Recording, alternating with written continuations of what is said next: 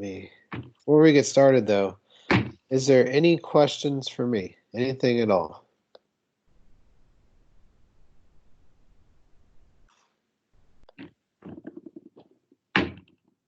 Anything? Everything's perfect? Should we be nervous for comps? Should you be nervous for comps? When are comps? Tomorrow.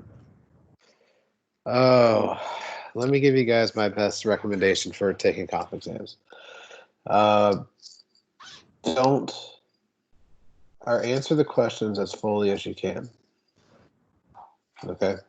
I know that sounds like school 101, but answer the questions as fully as you can. It's one of the things that I've stressed, if you noticed it in this class a little bit, is give me the best answer you can and fully explain yourself. What I've seen over the years is students not wanting to fully explain themselves and their answers. Like if write your answer and then go back and reread it and see that does that make sense? Is there something that I'm missing? Is there a component that I should put in there? Because ultimately, when you get back to defending your comps, if you have to do that, you're going to be asked to fully explain yourself in person. So knock it out of the park the first time explaining yourself, because I'll admit it, what I do is I am notorious for this, that I will dig in and I will keep asking you questions. I want you to either A, prove to me that you know the material, or B, you're just going to keep digging a hole and digging a hole and digging a hole, and eventually I'll throw you a life raft. So just show that you can match the material and that you know it, because what comps are for us as faculty are a way to test your ability and your comprehension, so that when you leave, we know that you have the skills that are going to reflect well on us as a program, and that you're going to be a good representation of what we have. That's really what it is. So, did I answer your question? Yeah, I'm just nervous. You should be. I mean, they are. It can be a very nerve-wracking time. When I did mine at the Citadel, I had 11 questions and I had 8 hours. I don't have an attention span for 8 hours. Yeah. I'm not saying anything. But, and then at New Mexico, I had 12 questions spread across 2 days, 8 hours each day. So it's 4 hours per question, and you're trying to really go through it and explain it. Afterwards, your mind will be shot. I'll admit that. But just know how, and I'll say for this class, be comfortable explaining yourself and explaining the concepts. It's really what it is. All right? And be comfortable, reading financial data. There you go. All right? So, reading financial data. So, any other questions for me? Do you think we'll be asked any questions that we haven't covered yet? No. Well, I mean, in what class? In this class? Yeah, in this class. No. They shouldn't. No. I will tell you it's an applied question. So if you've been working on the various things in this class, your semester project, maybe looked at your semester synopsis project, understanding those components. If you've even looked at maybe financial data that I posted online and understand it and know how to potentially communicate it, I'd recommend maybe going and watching that video I posted or that we talked through in one-on-one meetings about how to interpret those reports. It's kind of what I would do. All right. But no, you won't be asked any oddball questions. I'm not one that, me personally, I care that you know terms, but I care more that you can take and apply the knowledge in useful ways. All right. Yep. Thank you. Any other questions? Is there anything that I can do to make the class better in this format? Or am I doing a great job? Doing a great job. Thank you, Chelsea. I appreciate it. Different moral support.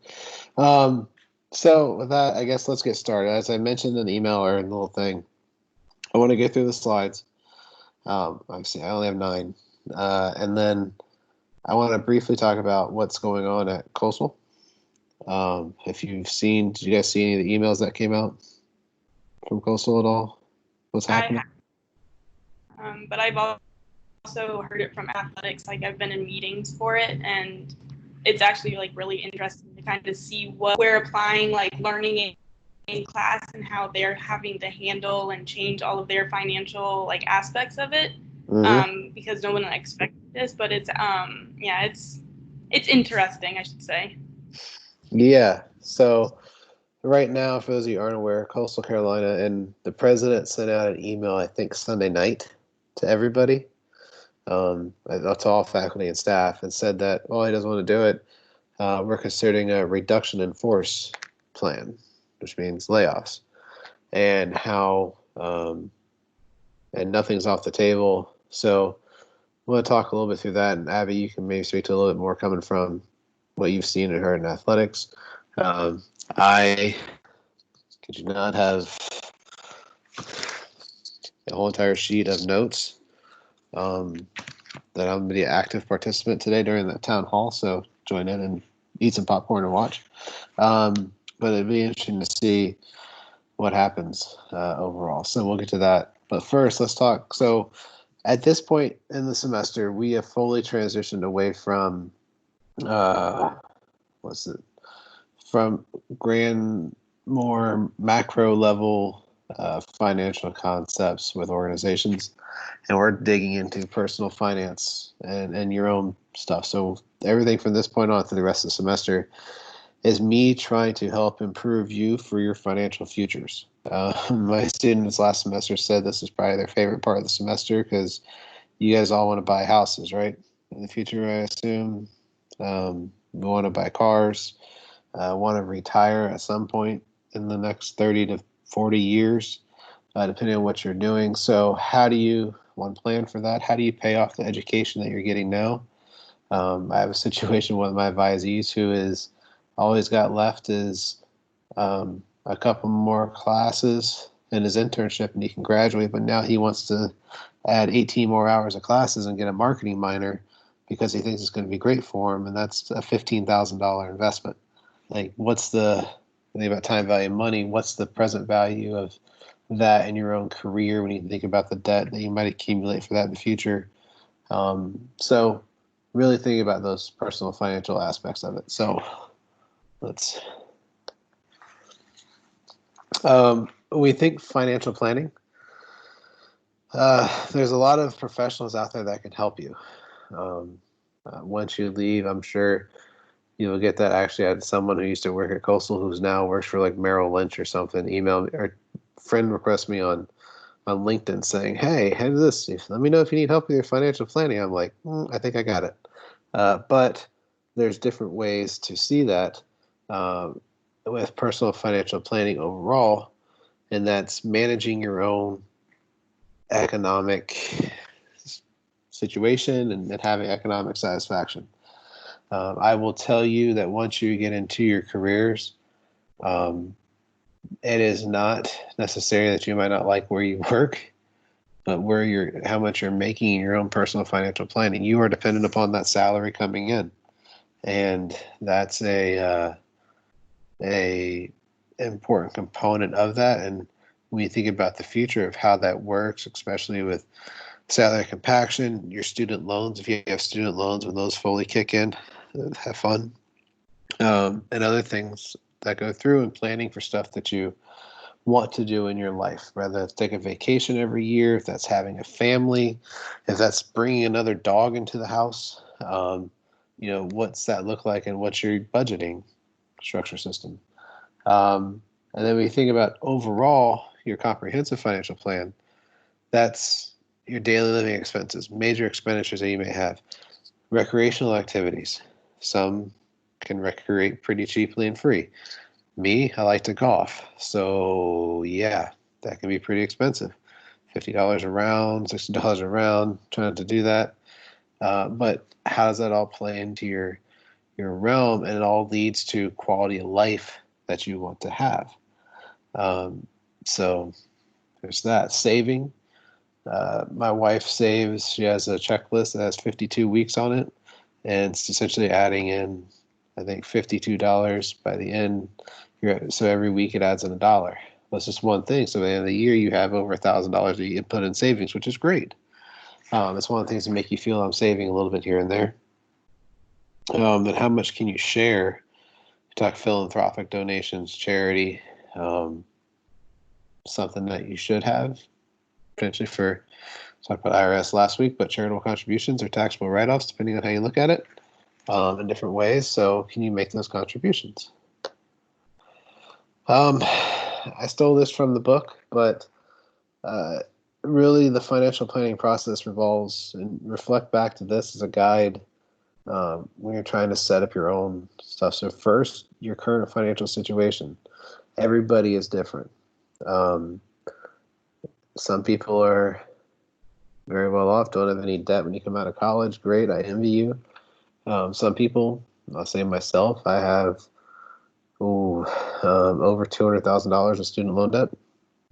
So different financial situations play out of how you're working through and the goals that you want to achieve and your financial goals you establish, buying a house, buying a car. Some may take a little bit longer, but if you take steps and can plan that out, you're going to be in the right track. Alternative courses of action, that can be another job, however you want to do it to achieve what you need to get. Evaluate your alternatives, overall life situation. Where do you sit? I mean, that could be, married or not married. There could be other things that can come into this. Economic factors, where your job at, where you're living, right? You think cost of living, if you want to live in a big city, well, you better be able to have a salary to live in that big city and maintain the same life that you have, as opposed to not. And obviously risk comes into this, of how you can take on that risk. I could say most of you, when you leave college, probably will not be in a financial situation where you can take on a lot of risk, meaning complicated investment strategies or other stuff. So you might be, hey, I just need my paycheck, I need to get this in. There's different ways to invest. And then time value of money. A lot of us right now, we need that cash flow up front that we can't really afford to make that investment that's going to pay us back multiples over 10 years because I need that money now, right? So just think through that. Overall, when you create your plan, interpret it how you want to put it in, and you're always reviewing and revising your goals that you put in your plan. So if I want to buy a house in 5 years, well, if I did this right, I can buy it in 3 years. Now I'm getting home equity built up in different ways. Something we'll talk about in a few chapters. So different things can change, and it's ever changing. This isn't a static system. It's very dynamic in what evolves and how you're doing. But what I will say is your financial planning process and what you're doing is something you should continually be monitoring and watching, just as you go to the doctor and get your blood work done. Financial planning, your own finances, are your financial blood work. You should know your numbers, know your credit score, know where you sit, because that's going to help you in the future. So when we're trying to evaluate some alternatives, put this in here for you. First thing, print media. Read books, read magazines, you have fortunate that you guys have access to journals through your school, through the library. Read peer-reviewed articles on different strategies of how we can set stuff up. It's very important to do that. An example for me when evaluating alternatives, when I got hired at Coastal, we have two retirement options. The first being a state pension fund where my money goes in. I think I have to work at Coastal for 5 years to be vested in it. So if I leave, I still get money. I don't lose any of my principal, what I put in, but every year they guarantee 4% interest on growth, which is good. But I chose option B, which is the optional retirement plan, which is all my money goes into a 401k or that type of system, and I put it in the market. Where last year I would get 4%, I actually got 24% through the market in my portfolio. And the way I tested that was through not financial experts, but I used print media and some digital sources of websites to back test my portfolio that I put together to see where I sat. So evaluate different alternatives for your financial planning. There's a lot of great apps that exist that you can use. Credit Karma is one. Different things that are out there for you to look at. Your financial institutions, we're all hopefully members of banks. If you have questions about finances, go talk to your banker at the bank. They're more than happy to talk to you. They might try and get you into an investment opportunity because it's a business for them, but they're there to educate you too. Especially credit unions are great ones to educate with. And then there's also the financial experts that are there. These people understand the system. I highly recommend consulting their advice, especially if you want to do any sort of investment work. Don't be like one of the clients that I helped in the VITA program. He came in and he's like, oh, I heard about investment. I was going to do investing. He went and bought stock at like 50 something dollars one day, and that same day he sold it for like 30 something dollars. Like, dude, you just lost $20. But so all in the span of like probably 4 hours. So he's like, I don't know what I'm doing, but I'm taking some classes. I'm trying to learn. Consult actual experts to help with this, the planners and CPAs, tax preparers, a lot of these people that can help you to understand, because there's a lot of different ramifications that can come from stuff. So when we think of our adult life cycle, and it's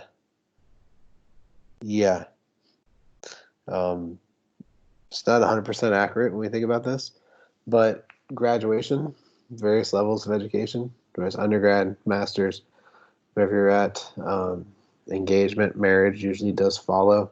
Mine happened in between my second and my third and fourth degree, so there's that. When I said the birth of a child, we got a dog. Career change, moved to a new area. Different things happen. So just think through your life cycle, because this is typically how stuff plays out. But where do you want to be at certain aspects of your life?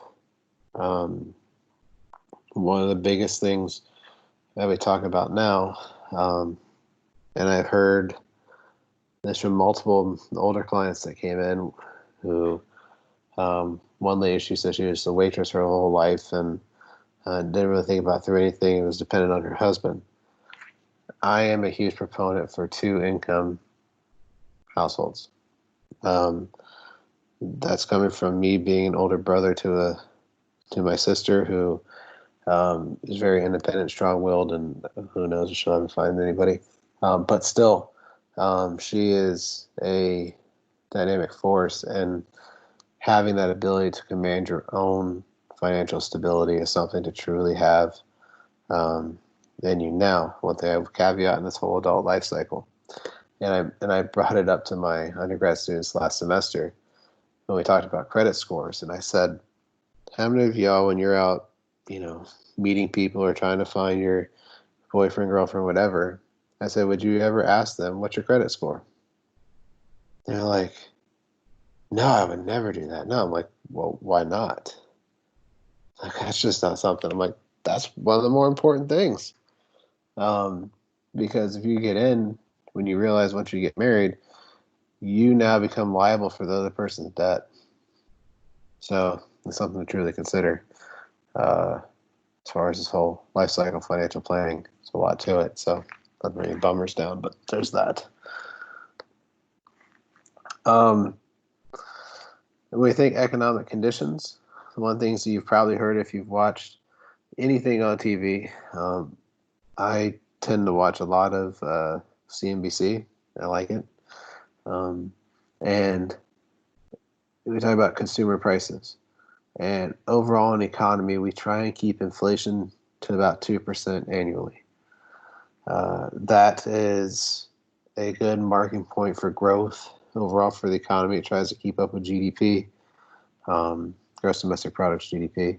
And just a good thing, good rule of thumb that the Fed funds, or the Federal Reserve tries to tie in for fiscal policy and monetary policy.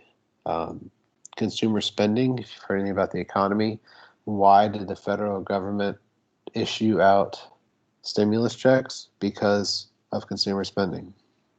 You know that people want to spend and have to spend, and that's what was really making our economy strong over the past 3 years, 4 years, 5 years,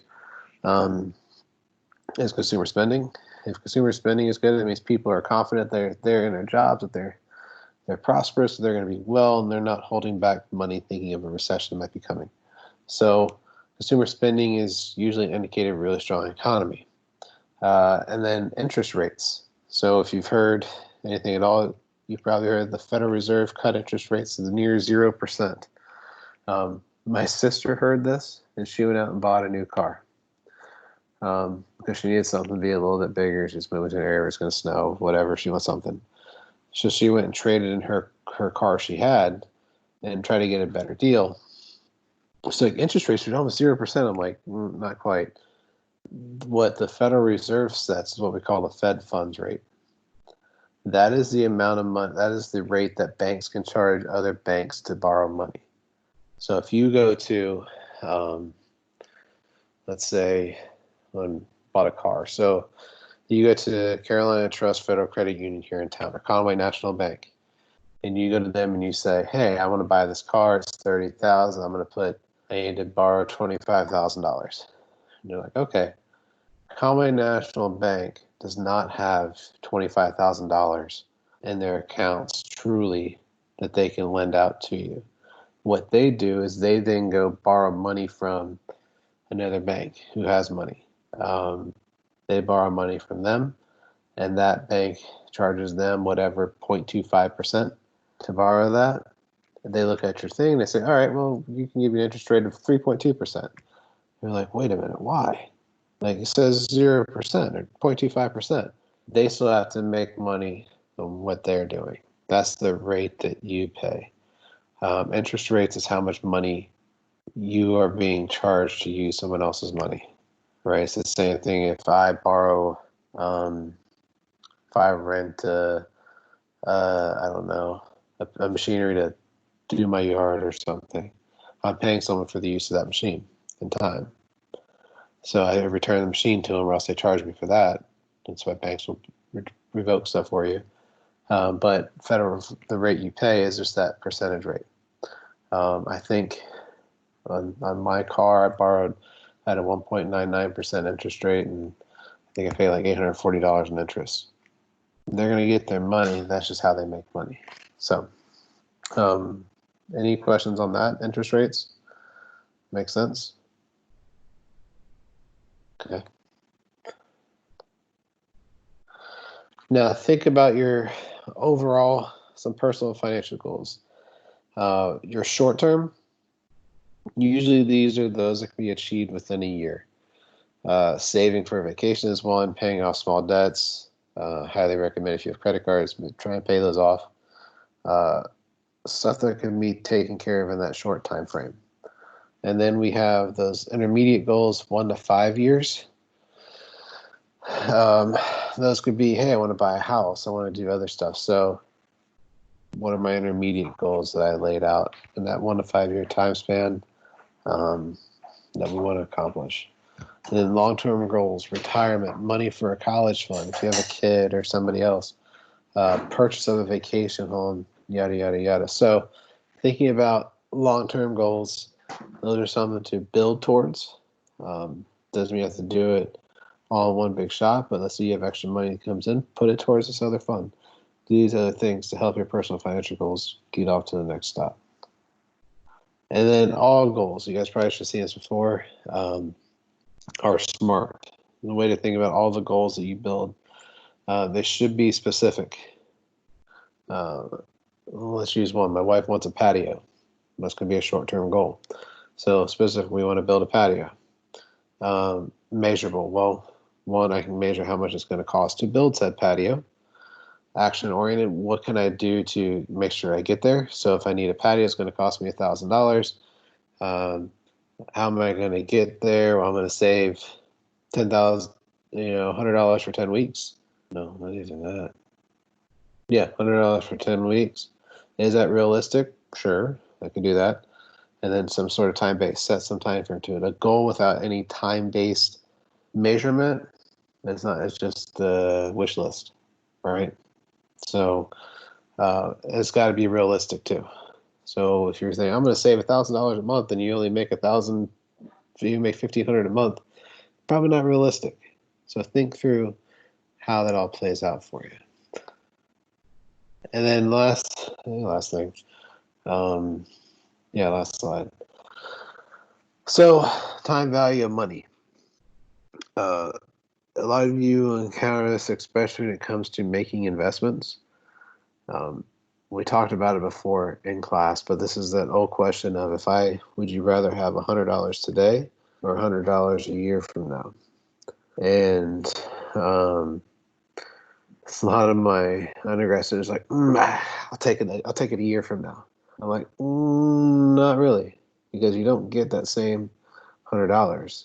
So $100 a year from now actually needs to be $106 to match up with the present value of what it is today, that $100, to make up for time of how we're doing this, other aspects, because if I have that money now, I can choose to invest or do whatever I want with it, as opposed to a year from now, right?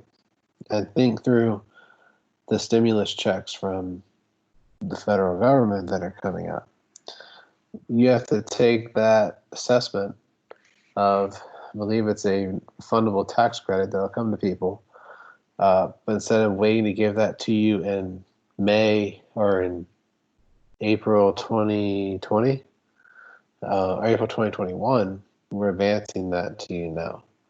So different ways to look at time value of money, how you can use what you want that to go in to stimulate investment in the economy. So different things that come in. You will use this a lot in your careers, especially if you're in a spot that has to value investments, donations. We use it in athletics. So different ways to do it. There's a variety of online calculators to use. Just search present value or net present value calculator or future value calculator.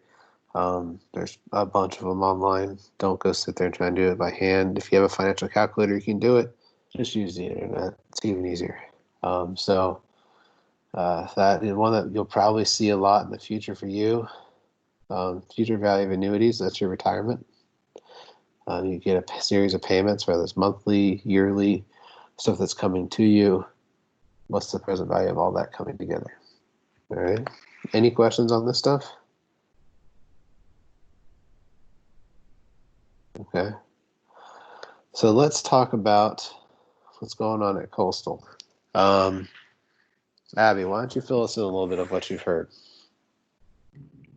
So I know from the athletics perspective, and I know I can only say so much just because it hasn't been released, but that with the refunds that they have to do for people that live in dorms and housing and meal plans, it's taking a big cut into the budget that Coastal has, which means this upcoming year it's going to be a very big struggle for money because they're not generating any money by refunding season tickets, and they are not selling any season tickets because there's no promise that a football season will occur right now. So pretty much that everyone that's in like athletics and a lot of the positions now are still good for now, but this upcoming year they have to make a lot of changes, and especially for sports teams as well. A lot of sports teams will be making cuts from their schedules to cut down travel costs, and the conference is going to work with them to do that as well. And it's bigger than we all think it really is. And I didn't realize this until I sat in the meeting, but they have to now change how they're going to do this upcoming falls, winter and spring seasons, because of the amount of money that is not coming in. And there's no way that they can make up the amount of money lost within just selling out for football or selling out for basketball. It's going to take a full year for it to go back to normal. Okay. A little bit of things. So if you remember in class when I talked, what's interesting is the email that the president sent out stated that we're about $10 million short with all the refunds that were going out to the students and all that. I went ahead and figured up the math, and it looks to me like really we're about $6 million, or about $8 million short. My biggest question surrounds meal plans. So who takes care of all the food on campus? When you guys, huh? Is it Aramark. It's Aramark. So when you buy your meal plan on campus, you are not paying Coastal. You're paying Aramark. Aramark then takes a percentage or gives commission. And I haven't looked at Coastal's exact contract, but I've looked at about 10, 15 other schools, and they're all the same contract. And what they laid out is there's certain commissions. So the amount of sales that occur probably at Chick-fil-A, there's probably 8% or 10% commission that comes back. There's a certain commission on everything in athletic sales that occurs. There's commission on, you name it, everything that's there, all the sales, the C stores, the pod markets, all those, there's commissions. My one question is, we're trying to reimburse meal plans.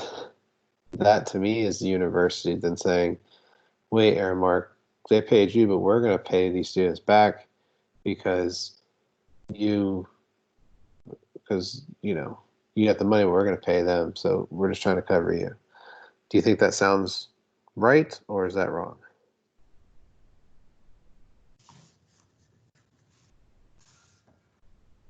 I would think the university is doing it so they look better from a public perspective, but realistically, I would think Aramark should be the ones doing the refund, but since they're a private company, won't. Okay. So in that contract, there's what's called a force majeure clause, meaning that if anything happens that disrupts the business practices of Aramark, it could be through natural disaster or not any acts of God. We'll put it that way.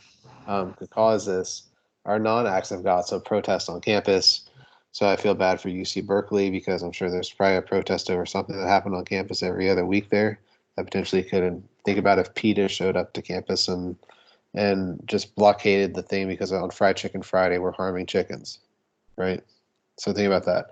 If Coastal didn't try to intervene to stop that from occurring, that could be seen as a force majeure, and Coastal could be on the tab for Aramark's loss of business. Now, something like these, it's interesting to see as to why that could occur. So I really feel I don't know why we're paying that, because that comes out to about $2.8 million, which that's a lot of money. I mean, 2.8 million is probably about 2% of our overall budget. So that comes from auxiliary funds or something else. So there's that. And then if we think in class a little bit about the, remember I brought in that real big, thick document, the complete annual financial report, or we call CAFR. Do you guys remember me bringing that in? And I told you after that night that you'd be more knowledgeable than about 95% of the people that work on Coastal's campus. Remember that day? Vaguely? Maybe? Yeah. Okay. So in that, one of the things, I think I actually mentioned it in class, the cash flow from operations. Ever since, what is it? Let me see my notes here. Since since for years. Right now, we're $3.5 million short in our 10 fund, which is our general operating fund, which pretty much pays for everything, and a cash flow negative. And we've been kind of cash flow negative for the past 4 or 5 years. Why is a primary question of that. What do you guys think? Are we not? Is that a sign of poor financial management? In your guys' opinion?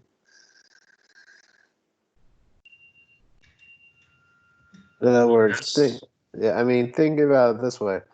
Let's say you had a deficit in your bank account and you kept running a deficit every year, but your parents or a rich uncle or somebody came in and provided you with money to make sure that you stayed afloat. Is that good personal financial management? No. No, not at all. So that's where when we think through coastal, there's a lot of that. Now, of late, athletics has seen a lot of negative scrutiny on campus. And partly because let's say this way. How much of undergraduate tuition do you think for an in-state student goes towards athletics?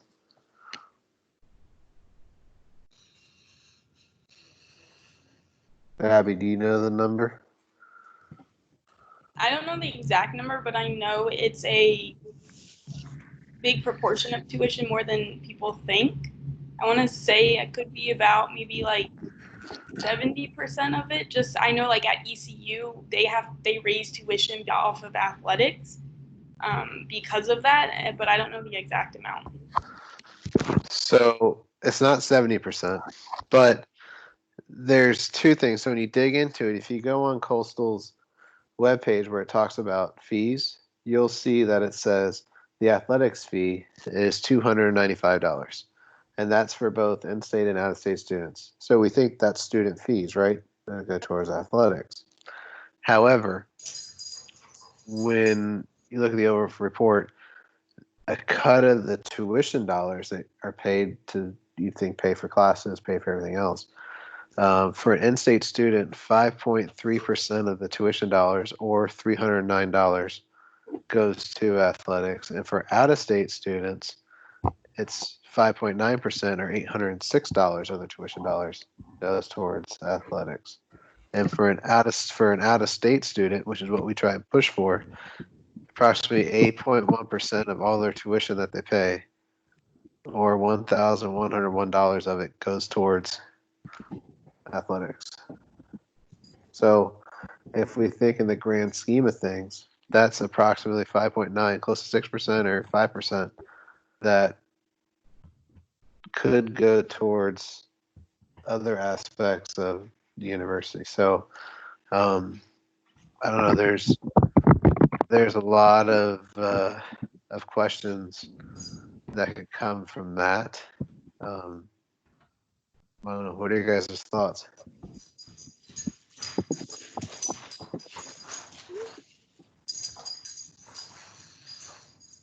Any?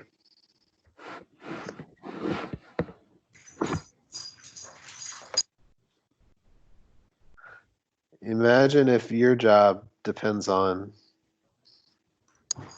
Imagine if you work in. Well, most of y'all are GAs, right? I think, yeah.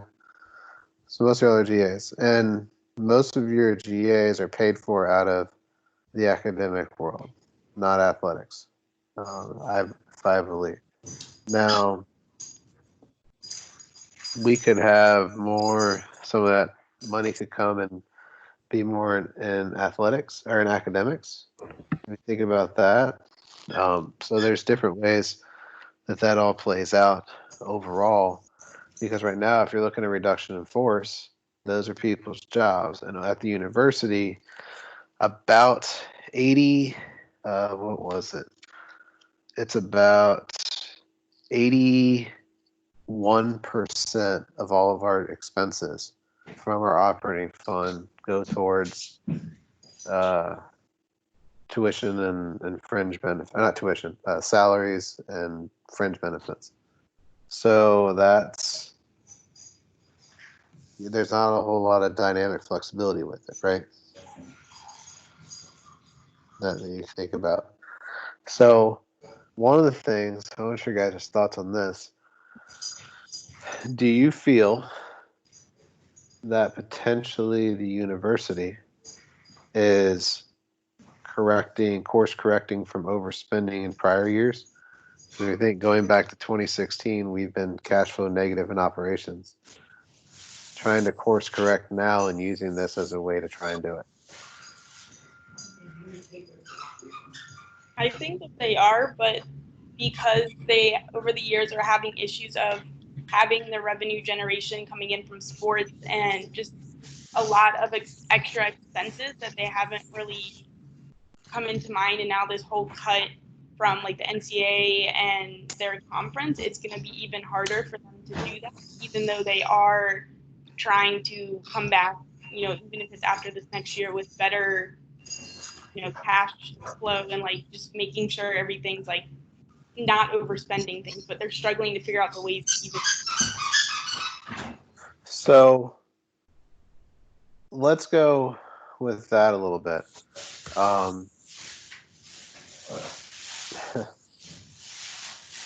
Is athletics actually generating a profit annually?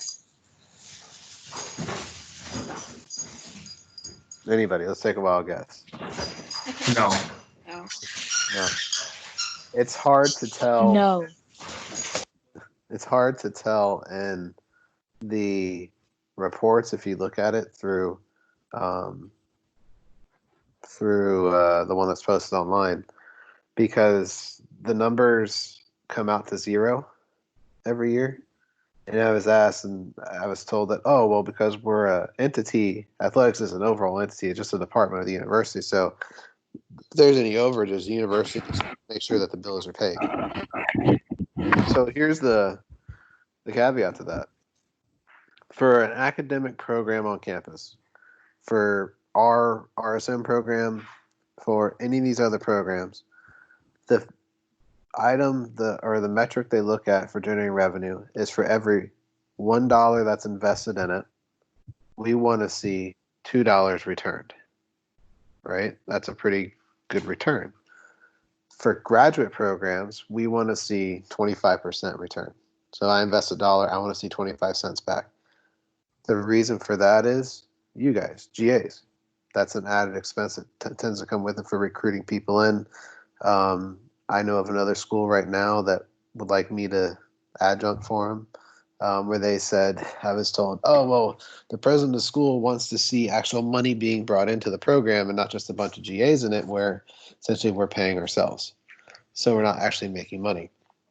And they said for PhD programs, it's pretty much just a wash because what's there? You're just educating future people. So if that's the case, and let's say athletics receives about $15 million a year in direct institutional support, how much money should we be seeing back annually to the school in a profit?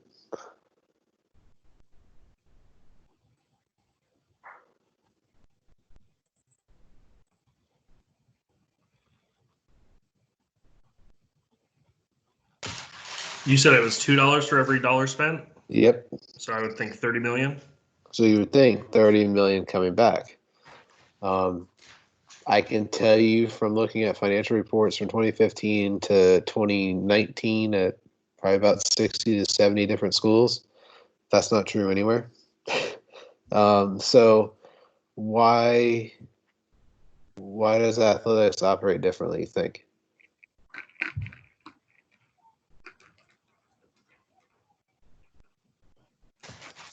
Scholarships.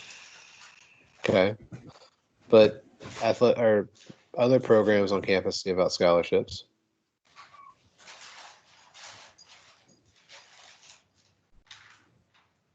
Anybody else?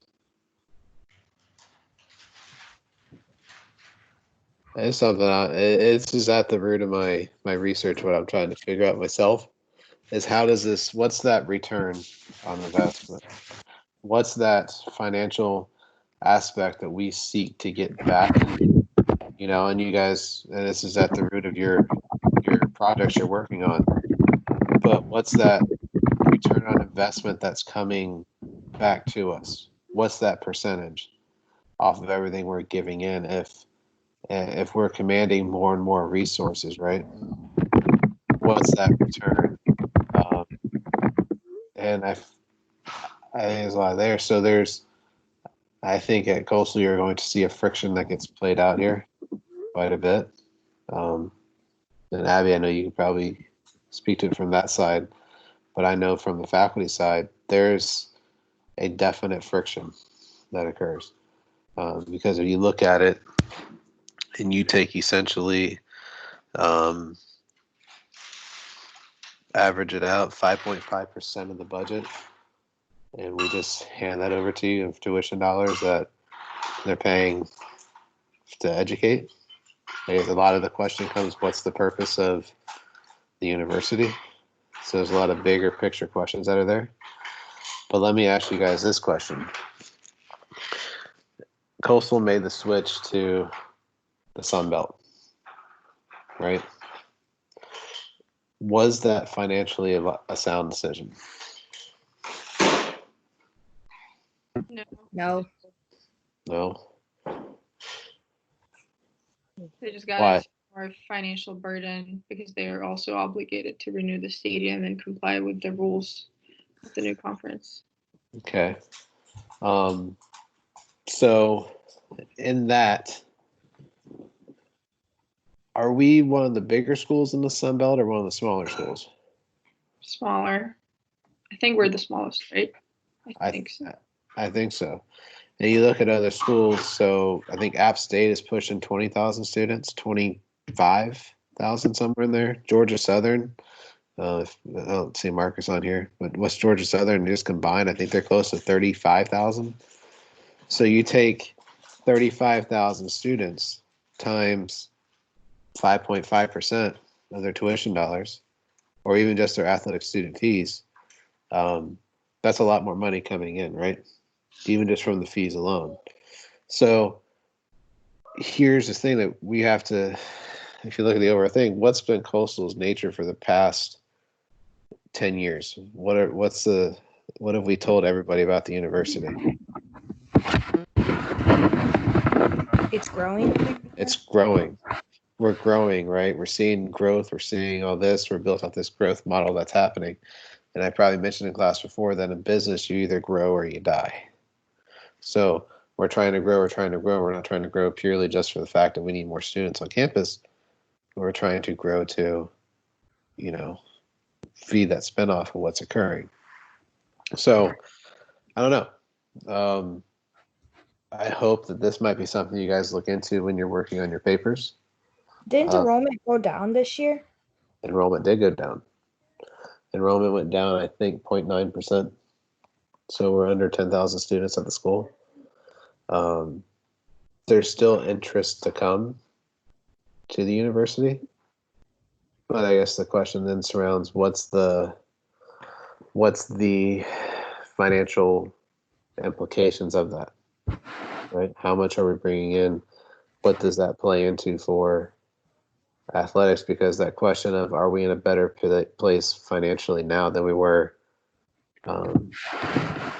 in whatever, the Big South, but we could have joined the CAA or one of these other ones or fought to get in there. That's something to really look at because Abby, you're in sales, right? Yes. We are not doing anything. There's nothing going on right now. So no income from that's coming in, which is hurting just in general because nobody's spending money. There's no money to spend at this time when you're preparing for something, or you're not like Bridgeton Resorts. No one's staying in their hotels, so no money. Athletics isn't getting an income, and so I mean, yeah, it's interesting sales side of it. So let me ask this question: is it easier to sell a winner or a loser? Winner. It's both, because even if a team is winning, people are still going to want to do the marketing. I mean, yeah, add the association with the winning team, but with the losing, they're still selling. I mean, ticket-wise, it's harder to, but sponsorships, it's different because people are still going to put up the money to market themselves because they know people are still going to go to games, whether it's, you know, full stadium or if it's like 10 people in an arena. You're still getting the marketing, but selling tickets, it's harder because people aren't going to come and watch a losing team. Okay, but on that end of it, you're trying to value your sponsors, right? And you have to keep increasing sponsorships to get more money. If a business sits there and you come tell me that, well, we expand our seating capacity to 21,000, and you know we're striving to get that full, and I'm a sponsor, and I show up and I see there's only 7,000 people there, and you price that package, and I know, because that's one of the questions that I would ask my students in my event management class. Aaliyah, you know this. In the event management class, I stress to tell them like, hey, so great, you want to sell your sponsorship for $1,000, or you want to sell it for $500, but there's only going to be 100 people at your event. So that business is going, wait, I'm going to pay a lot of money. What is that? 500, 100. I'm paying $5 a person for this. What amount of money am I going to make back from that? What's my return on investment? Right? So is it, yeah, it's easier. I see what you're saying about sponsorships and getting people to come. But if it's harder to sell tickets to get people to come, why am I going to pay a premium for that sponsorship to market to people that I can probably access doing other stuff too, and cheaper platforms? So that's where, because our athletic programs, I mean, obviously the College World Series outside of it, we're very successful at the Big South level. And we were competing in the FCS playoffs. I mean, just whatever the rewind that was on CCU Sports the other day. So very successful there. And I don't know, I also requested information from North Dakota State, Maine, JMU, a couple other top FCS programs to say, hey, what's their financial picture look like? Kennesaw State was another. And there's a lot of, I mean, winning cures a lot, right? So I don't know. It's interesting to see what will happen financially as this plays out. I highly encourage you guys to pay attention to it and see where this goes and think through it. These are the financial decisions that will impact a lot of your futures in this career, where we're going and what can we do. And people are already overworked and not paid enough for a lot of positions that they have. What does that then look like in the future if we have to scale back even more, right? So, yeah. Any other questions for me? Thanks for entertaining my conversation for a little while. It's always fun to have these conversations. But study hard for your comps. Do well. Yeah, study hard, do well, and good luck. All right. Thank So that's you. all. That's all I got, and we'll see y'all later.